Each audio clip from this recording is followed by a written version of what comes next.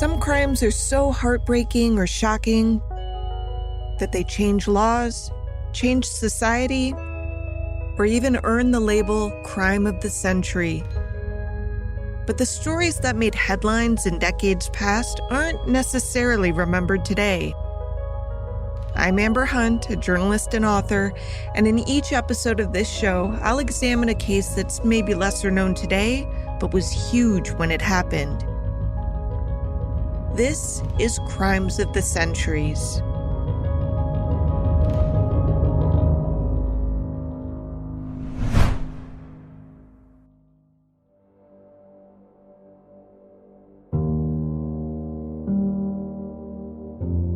Solemn-faced people filed into the church ready to pay respects to Clarence Darrow, a man who had spent decades defending minorities, the underprivileged, and the oppressed.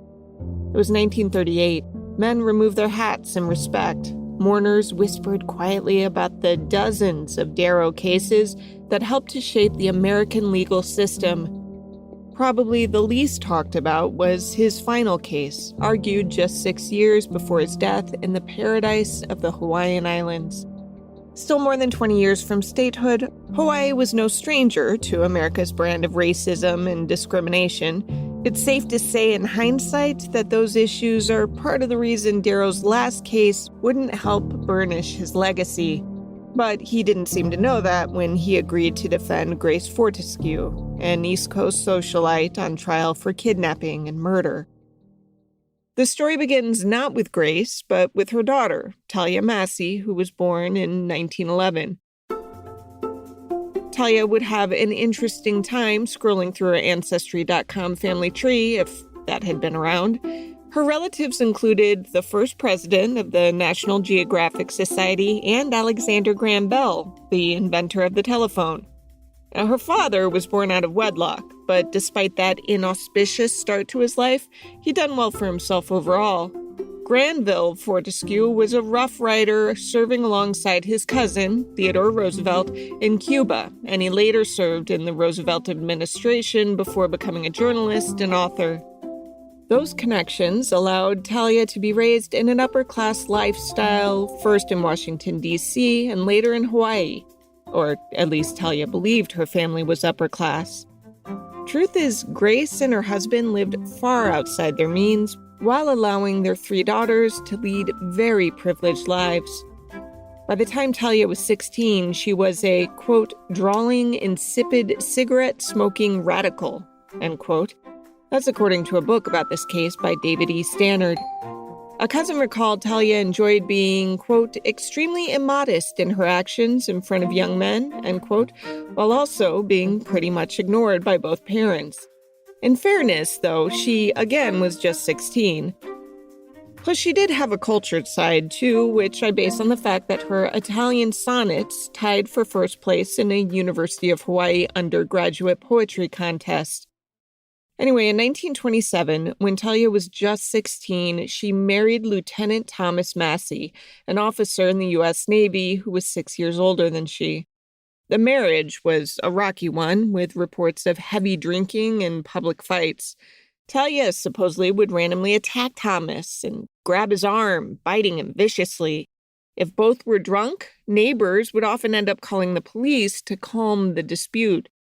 Supposedly, a few years into the marriage, Thomas had placed Thalia on probation, dictating an informal set of conditions to rein in her behavior, and if she didn't oblige, he threatened to send her back home with her folks.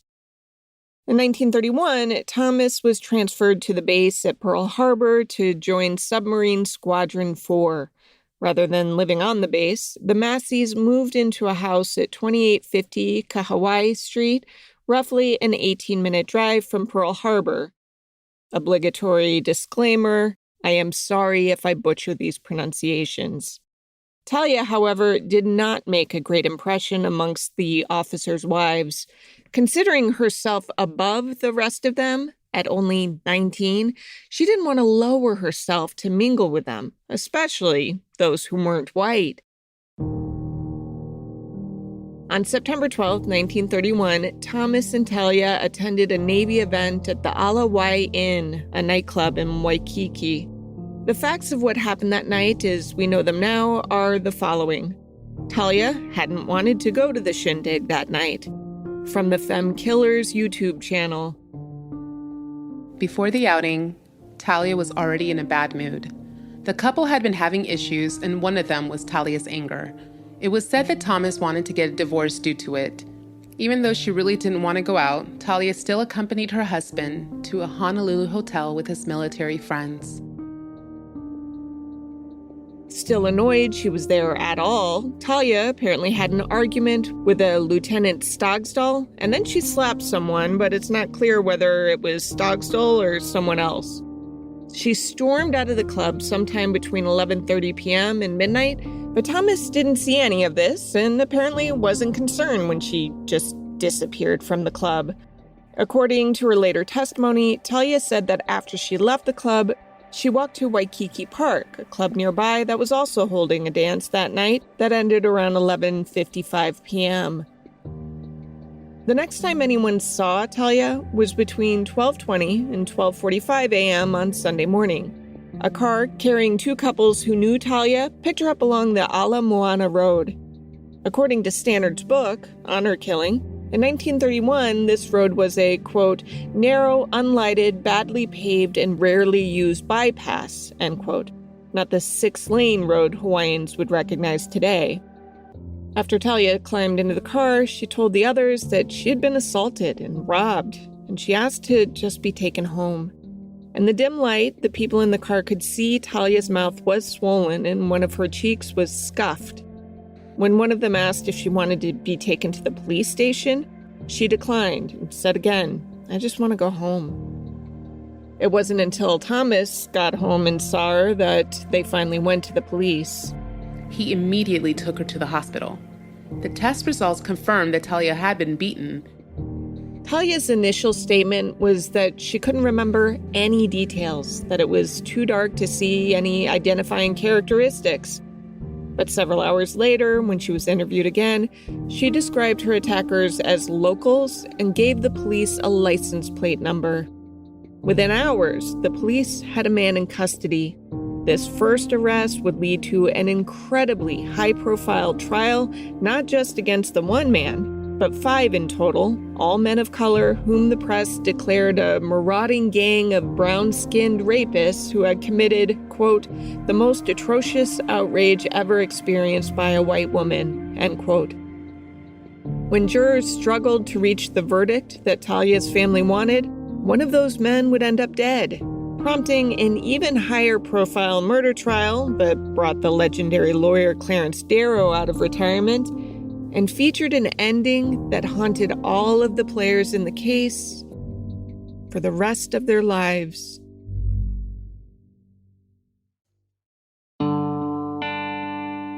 The man arrested first in Thalia Massie's reported assault was Horace Ida. He was of Japanese descent and an American citizen living in Hawaii, which had for much of the 1800s been a sovereign kingdom. Many of the people on the island remembered the monarchy before the island became a U.S. territory, and some still weren't happy about the transition. When the flag of the Hawaiian people, the Hawaiian nation came down in 1898, there was an amazing wailing. This is historian Kanalu Young. It was Hawaiian people expressing in a Hawaiian way their disfavor for what has happened, because they had done everything in their power not to become annexed, not to become a part of the United States of America. Ida, who went by Horace, but whose real name was Shimatsu, was 24 years old and had been living in California looking for work. His dad, mother, and sister had lived in Hawaii, though his dad died in 1929, and Ida had only recently come back to visit after steering clear for a couple of years. Now, you can't understand this case without setting the stage. Once Hawaii became a U.S. territory, there very much was an us versus them mentality. Not just based on skin color, but that certainly played a big role. In the 1800s, the then kingdom saw a big influx of Japanese immigrants, people looking for work in Hawaii's sugarcane plantations. To show how embracing the territory was of these immigrants, here's one headline from 1900, 2 years after the annexation. Quote, "The Japanese thugs," end quote. That's it. That's the whole headline. The bigger rift was between white people and people of color. Generally speaking, the Japanese immigrants and Native Hawaiians were not huge fans of the white people who'd annexed the island against the wishes of most, and the white people moving in looked down on the non-whites around them. In short, there was tension in paradise. It was already a beautiful escape, this island city in the middle of the Pacific. 2,000 miles from the California coast, it was America, but with better weather. And it was run by white people, or haoles as the natives called them. On September 12, 1931, Horace Ida had gotten into a little scrape. This is the same night that Thalia Massie would say she was assaulted. Ida's scrape went like this. Around the time that Thalia had departed the club in Waikiki, Ida had borrowed his sister's car to go to a luau with some of his friends.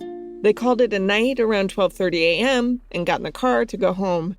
Driving through the city center, Horace nearly got into an accident with another car. The cars didn't actually touch, but both got angry and stepped out of the car to wave their arms around and scream. You know how it goes.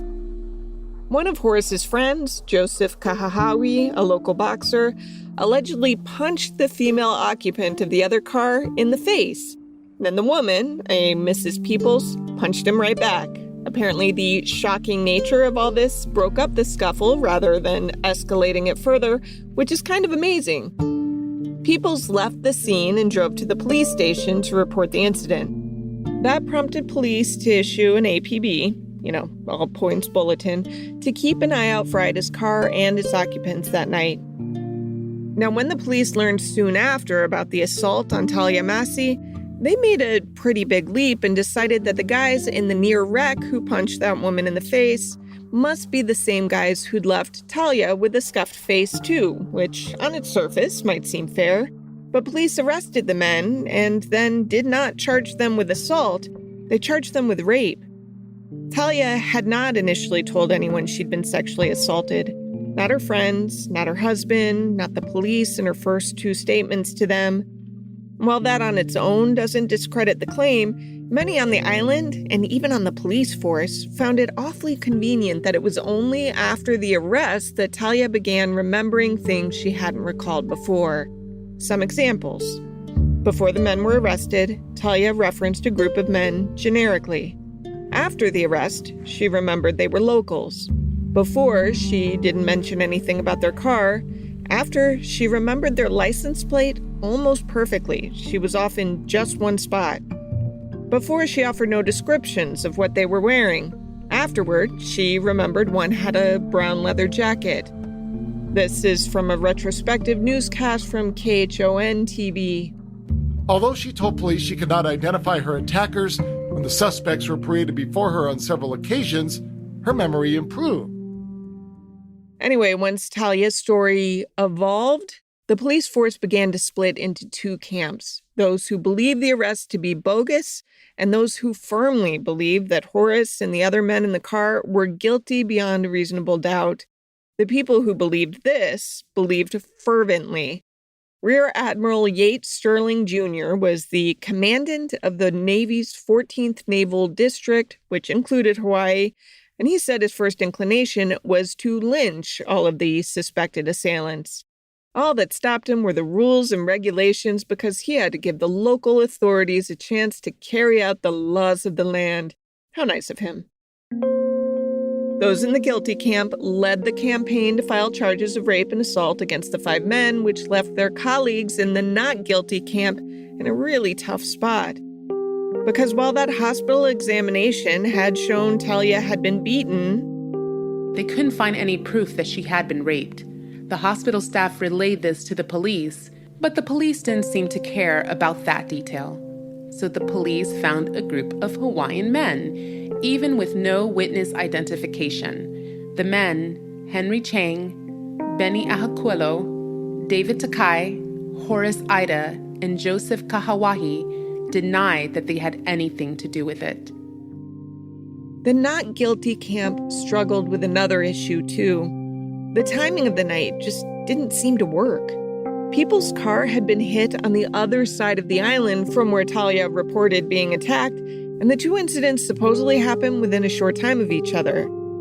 Not only that, but Thalia's reported assault would have taken time. Once her story stayed steady, her allegation was that she had been forced into Ida's car, driven to the Ala Moana, which means path to the sea, and then assaulted between 4 and 6 times. On top of that, the dissenters noted that Thalia had supposedly been with the police, as in within earshot of a police radio, when the APB went out for Ida's car, so some suspected that she'd heard the license plate on the police radio, then quote-unquote remembered it just afterward. Now, the politics of all of this were a mess. The guilty camp was very vocal and had enough high-ranking people convinced that charges were obviously filed. The not guilty camp was uncomfortable with the case, but it was messy. I mean, if you can try to imagine the climate of the time, picture standing up to discredit not just a white woman, but the daughter of a seemingly well-off couple who was married to a military man in favor of a group of non-white men, one of whom had apparently slugged a woman earlier that very night. To their credit, the not guilty camp went to the press saying, hey, these charges, they're trumped up. But that's all we can give them credit for, because instead of pointing out the legitimate problems with the case, they accused Thalia of having an affair with one of the 5 men. They said that on the night in question, she had gone out to meet her lover, whichever one of the quintet that was, and found him drunk with 4 friends. From there, they posited that Thalia began yelling at her lover, who replied with his fist. The scorned woman then screamed rape to get him in as much trouble as possible. Again, that's according to the skeptics. Others heard rumors that the person Thalia was having an affair with was someone else entirely, a shipmate of her husband, in fact, and that Thomas had come home from the party to find Thalia and this mysterious sailor in bed together. That theory suggested that it was Thomas who had assaulted his wife. Please note that all of these stories meant to refute Thalia's story included attacks against Thalia, with each assuming her infidelity would easily be believed by the entire island. This is where Grace Fortescue re-enters the picture, an Eastern socialite who lived in the rarefied air of New York and D.C. Grace came out as a debutante in 1902. She was known to be an accomplished golfer and horsewoman and an expert at bridge. Apparently, Grace was also known for both funny and dangerous pranks around the nation's capital, like stealing a trolley car and driving it all over town. You'll be shocked to learn she never got in trouble for any of those antics. After hearing of her daughter's assault, Grace arrived on Oahu in October of 1931 on the pretense of supporting Thalia, but in reality, she at first seemed more interested in recreating her socialite lifestyle with country club lunches, hula lessons, and lawn bowling. If you don't know lawn bowling, chances are it's exactly what you pictured. Soon, Thalia confided in her mother that she had not gotten her period in the weeks since her assault. Deeply concerned that Thalia might be pregnant, Grace arranged for a preventative abortion at a local hospital. According to the medical report, Thalia was not pregnant. But the report also documented Grace's treatment of the nursing and support staff. Over the 2 days Thalia spent in the hospital, Grace discovered that some of the nursing staff were Asian or Hawaiian. After learning that, she stormed in to see the hospital administration and insisted that only white nurses be allowed into her daughter's room. For Grace, she didn't want any people of color to even enter the room, let alone offer her daughter any kind of treatment. Meanwhile, not all of the journalists covering the case accepted the prosecutor's theory as straight-up truth. The Honolulu Advertiser ran a story September 16, 1931, describing an unnamed 20-year-old victim signing a criminal complaint from her hospital that included 3 subheads. They read, "Men claim frame-up at hands of police, maintain innocence, declare witnesses will substantiate their alibi." It was, in short, a weak case from the get-go. But because the process was speedier back then, it reached jurors in November. The trial lasted 3 weeks, and then the jury adjourned for deliberations. From the start, those talks were tense. One story read, quote, "Deliberations were marked by a row between two jurors in the jury room, following which the defense asked the court to enter a mistrial on the grounds that force rather than reasoning was being resorted to in an effort to reach a verdict. This plea the court denied." End quote. The jury deliberated longer than any other jury in Oahu's history, but they never reached a consensus. The judge declared a mistrial, and the 5 accused men were released without prejudice, meaning that they could be charged again if more evidence was found. Now, it's hard to overstate how big this news was, especially in Hawaii. It ran as the above-the-fold front-page story on the Honolulu Star Bulletin with a bold double-decker headline, "Mistrial in Ala Moana assault case. Jurors are out 97 hours." To many whites, both on and off the islands, the mistrial was a miscarriage of justice that released cutthroats on an unsuspecting white population. James F. Gilliland, the city and county attorney in charge of leveling the charges to begin with, told reporters that a retrial would hinge on new evidence being gathered. He called on Sheriff Patrick Gleason to, quote, "assign the best men available in his department to work on the case," end quote. That's per the Honolulu Star Bulletin in December 1931. Gilliland also said he was upset that some police officers actually testified for the defense, and he recommended they be fired. In the meantime, the 5 accused men were free to go.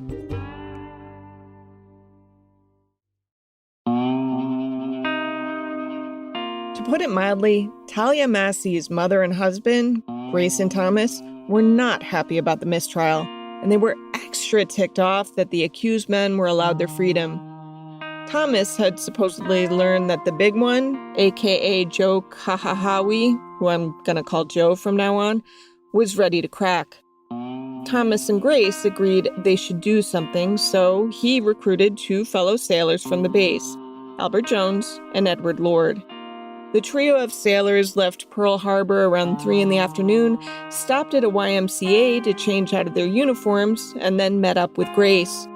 The foursome created a plan to lure Joe into a car by making it look like a police pickup.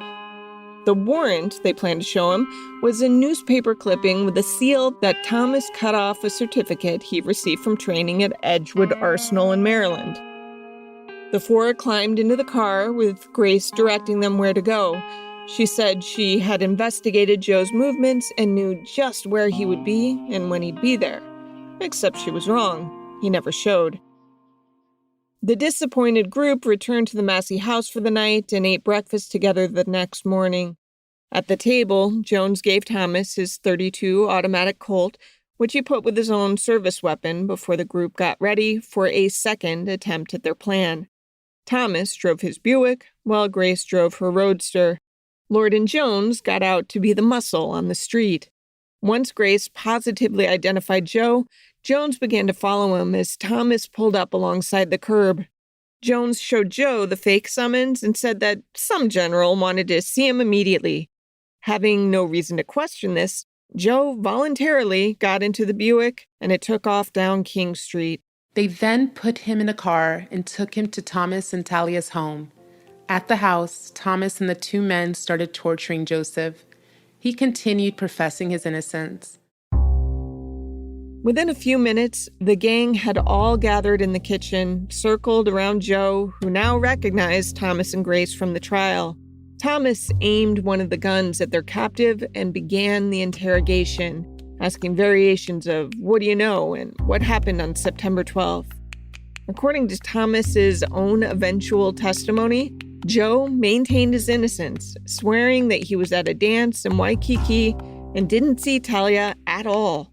Frustrated, Thomas and Grace agreed to escalate the plan.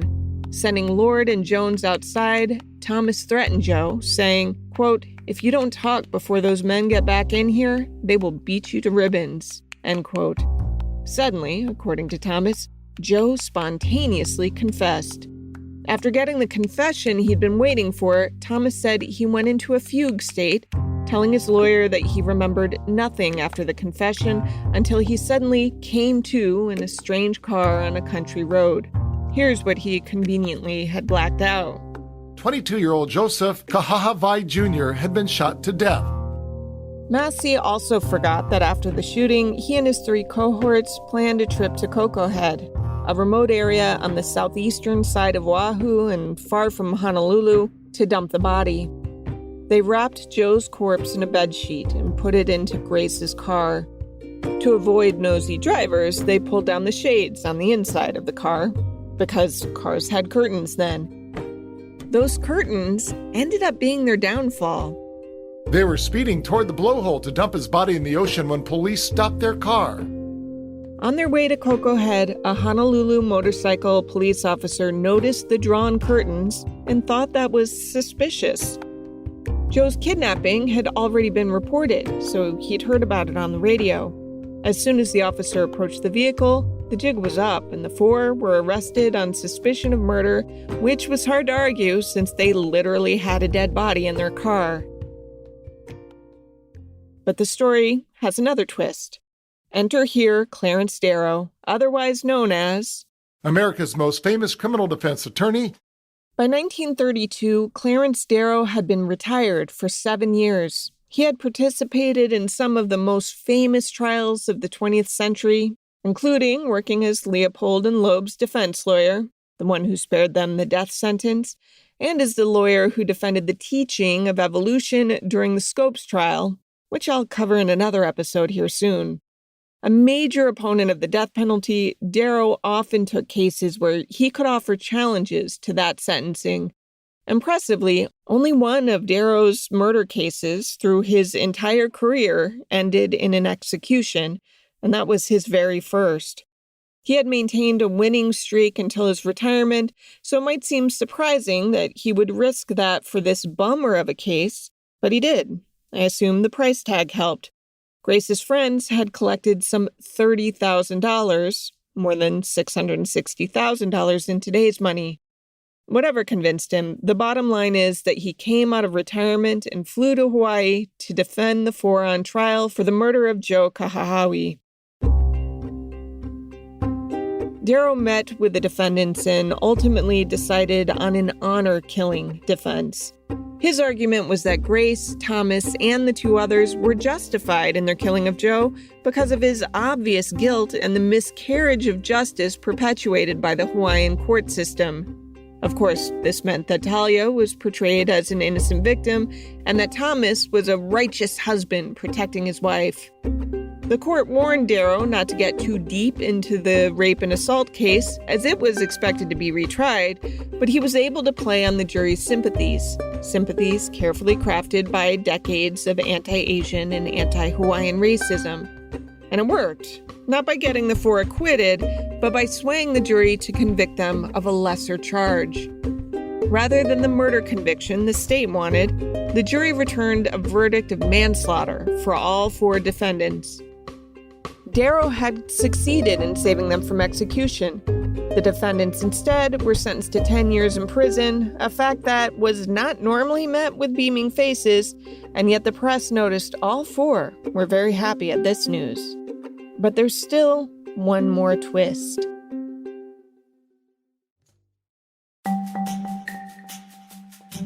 Grace Fortescue, Thomas Massie, and their 2 sailor accessories each were sentenced to 10 years in prison on manslaughter convictions, which had islanders flummoxed to begin with. But before the 4 even started that sentence, word came on down from high to change everything. In Washington, Congress was outraged that 4 white people would go to prison for killing a native Hawaiian. So President Herbert Hoover ordered the territorial governor to free the killers. Reluctantly, Governor Lawrence Judd reduced their 10-year prison sentences to just 1 hour served sitting in his office at Iolani Palace. Seriously, 1 hour. sitting in an authority figure's office, on par with the punishment my kid might get for talking too loudly in the school library. 4 days after the commutation, Grace, Thalia, and Thomas, along with the Darrows, were on the ocean liner Malolo to travel to San Francisco. Thalia was forced to sneak on board the vessel in the dead of the night because law enforcement were threatening to hold her on the island until the retrial of her case. She wanted to go home. She, along with her husband and mother, were now famous.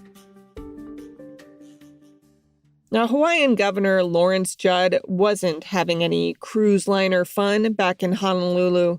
Very few people approved of the commutation, but Native Hawaiians were especially furious. One member of the royal family called Judd's action a travesty, suggesting that this proved there were two sets of laws in Hawaii, one for the favored few and one for everyone else. Attitudes were much different on the mainland, though. People criticized Judd for only commuting their sentences rather than giving them full pardons. Only offering a commutation left them branded as convicts, as one op-ed said. It only gets darker the more one looks at the commentary on this case. Editors of a small weekly circular, The New Republic, proposed an update to America's criminal code to bring the legal code in line with the attitudes of the day. They suggested adding an amendment to criminal law as follows, quote, "No white person shall be guilty of murder if he kills a member of another race, believing him guilty of a crime of violence against a member of the killer's family," end quote. Judd, still unpopular, decided to weigh in on the veracity of Thalia's rape and assault case. In June 1932, the governor met with detectives from the Pinkertons Detective Agency while in San Francisco. Judd asked a Mr. J.C. Frazier, the agency's California division manager, to investigate the events of September 12, 1931. As an impartial third party, the Pinkertons could provide an unbiased recounting of that night. Frazier and his team of detectives spent weeks in Hawaii investigating the various claims of the case before compiling and submitting their final report to Judd in October of 1932. The report clearly states that the agency found that the 5 men, quote, did not have the opportunity to commit the kidnapping and rape described by Mrs. Massie, end quote. Furthermore, they found that there had been no, quote, corroboration of the statements of Mrs. Massie that the alleged kidnapping and rape occurred at the times and places and with all the circumstances, nor has it been proved that they did not occur, end quote. Given the divisive atmosphere in Hawaii, it makes sense that Judd just wanted the case against the 4 remaining men to quietly go away. On February 13th, 1933, Attorney General Kelly quietly approached the bench and asked that the charges be dropped. And poof, they disappeared. The 4 surviving former suspects, who were now officially free men, did their best to fade into Oahu's population, and most succeeded, apparently changing their names to distance themselves from the ordeal. Only one of the men, Ben Ahaquilo, broke his silence 35 years later when he told a reporter the case had caused him a lot of trouble ever since. His kids learned about it through classmates. He almost called off his own wedding to protect his wife from being associated with him. While none of the men lived to see it, justice was sort of served, just not until 2006. The American Bar Association held its annual convention at the Hawaii Convention Center, the former site of the Ala Wai Inn, which, by the way, was where this all started. Anyway, the ABA decided to hold a mock trial using the Massie case as their case study and basing some of their evidence on the post-trial Pinkerton case files. Duke Aiona, the lieutenant governor of Hawaii, served as the judge while the lawyers used documents from the original trial combined with modern forensic techniques. After hearing from expert testimony, aka other lawyers, the jury, also lawyers, unanimously found the 5 Hawaiian men not guilty. Their main probable cause was the timeline. There was no way the car with the 5 men could have been in the documented near accident and then reached Thalia in the established time frame. So, 75 years later, on the same site where Thalia Massie stormed out of a party, setting a series of events in motion, 5 men were finally exonerated. Horsaida, Ben Ahaquilo, David Takai, Henry Chang, and most of all, the man who was slain, Joe Kahahawai. Thalia and Thomas went back east, stopping for a welcome in his hometown of Winchester, Kentucky. Everything seemed fine for the couple as a, quote, 50-piece high school band led a parade of more than 100 cars, while many persons on foot carried torches, end quote. But after being feted in a few more towns, Thomas was transferred to San Diego, while Thalia headed to D.C. to move in with her grandmother. On February 23, 1934, Thalia appeared before a Reno, Nevada judge to seek a divorce, one that she swore was Thomas's idea, but for which she cited extreme mental cruelty as her reason for wanting. 10 minutes later, she walked out of the room, no longer married to Lieutenant Thomas Massie. Neither Thalia nor Thomas had happy endings after going their separate ways. Within weeks of the divorce, Thalia attempted suicide on a ship off the coast of Italy. Once on shore, she was admitted to a mental health facility where she was diagnosed with lapsus melancholia and nervous vibrations. Over the next 3 decades, Thalia was arrested several times for public drunkenness, drunken driving, and assaulting her pregnant landlord.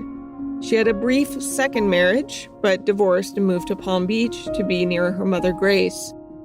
On July 2nd, 1963, Thalia was found dead in her bedroom. The coroner found a high level of barbiturates in her system and ruled her death a suicide. What exactly happened to her that night she had a scuffed face has always been a mystery. Thomas, meanwhile, bounced from naval station to station after his divorce from Thalia, but he had embarrassed the Navy and brought a lot of unwanted attention, so his assignments were low-key. 1940 proved to be a turning point for Thomas. While aboard the USS Texas, he began to exhibit disturbing behavior. Sudden fits of rage, showing up for his duty shift unshaven, speaking incoherently. He was also waiting for special powers and carried an empty bottle that, as soon as he got the mixture right, would turn him into a superhero. The behavior continued on shore, and he was checked into the Norfolk Naval Hospital, where he was diagnosed with schizophrenia, with one doctor adding Thomas was actively psychotic. It was quickly determined that Thomas would be discharged from the Navy, with the Navy blaming the psychosis on an incident in the service. From 1940 to his death in 1987, Thomas lived in San Diego, subsisting on his Navy pension and money he earned with weapons manufacturers in the Bay Area. Of all the players in the story, it was Grace who thrived after her commutation.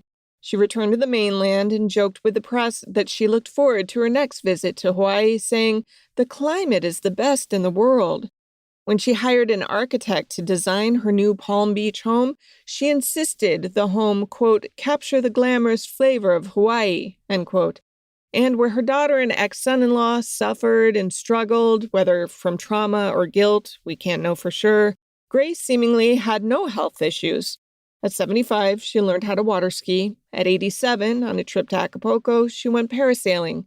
She continued living life her way, meeting with friends, playing cards, seemingly without a care, until her death in 1979 at the age of 96. She's buried in Arlington National Cemetery. But let's end this story remembering the victim at its center, Joe Kahahawai. He'd been born in rural Maui on Christmas Day of 1909. His family moved to Oahu, settling in Honolulu. But before long, his parents divorced.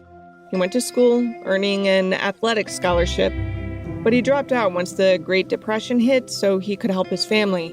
He ran into trouble along the way and tallied a few assault allegations, but he was working hard, too. In addition to whatever jobs he could get, Joe enlisted in the Territorial National Guard and was a professional boxer. He was shot point blank in the chest on January 8, 1932, and his death wasn't ignored. Hundreds of people turned out to pay their respects at his service, causing many to compare Joe's funeral to the 1917 funeral of Hawaii's last queen. By the time the casket was taken into the churchyard, newspapers estimated the mourners to be in the thousands. At the gravesite, Reverend Robert Ahuna called Joe, quote, the son of not only his parents, but of Hawaii and the Hawaiians, end quote. He continued, saying, I call upon the Lord to pass judgment on those who committed this crime. As the funeral ceremony ended, a soft rain started to fall, which to Hawaiians signifies tears of heaven, a sign that the gods are weeping with you.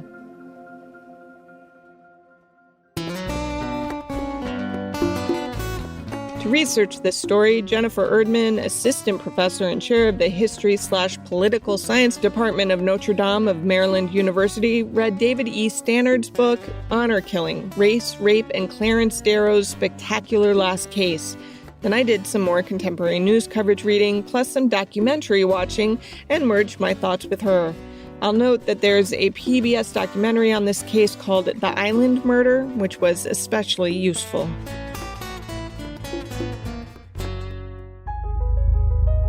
Crimes of the Centuries is a production of the Obsessed Network. To learn more about its shows, go to obsessednetwork.com. This episode was written by me, Amber Hunt, and produced by Jennifer Swatek. Steve Tipton edited the script. Original music is by Bruce Hunt and Andrew Higley. Other music comes from Blue Dot Sessions and Universal Music Productions. If you like us, help us out by rating and reviewing us on Apple Podcasts. For more information or to recommend a case, go to centuriespod.com. On Instagram and Twitter, we're at CenturiesPod, and check out our Crimes of the Centuries podcast Facebook page.